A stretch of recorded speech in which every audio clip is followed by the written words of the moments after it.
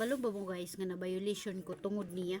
Deserve na deserve gid niyang i-flex kay pinaglaban ko talaga siya. Sa inong pagkaadtong adult drugs, uy, kuyawan gid ng mga adult drugs kay bawal mag-promote og adult drugs diri sa TikTok. Well, totoo naman.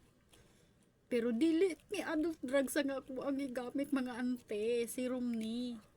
Kung atong akong video, nag-apply ko ni GMC White Shell Whitening and Brightening Serum nga kaniray akong gipakita. So nagtuo si TikTok nga nag-promote ko og adult drugs, mao nay nakabutang dito sa ako ang violation. So nagtuo siya nga I am promoting adult drugs. Kay kaniray akong gipakita dito sa ako ang video na violation ko guys. So deserve na deserve niya ang kuan. Mag-apply ta karon. So grabe na kuyawan ko. Kay violation na good na no. Mo gid na ato ang gid na ato ang likayan diri ang dapita nga ma-violation ta kay. Uy, kalisod. Imbes nga naningkamot pa ta nga maka-income ta diring dapita nga violation na hinuunta. So pinaglaban natin to. Deserve talaga ipaglaban kay nindot kayo siya nga serum.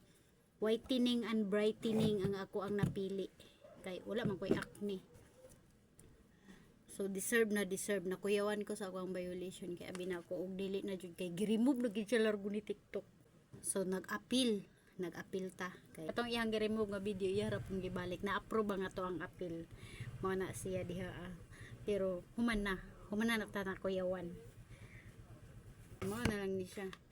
Sa isa na to ka linya, sa 5 pieces niya, duha na lang nabilin. So, na-open na nako ning isa na pabilin.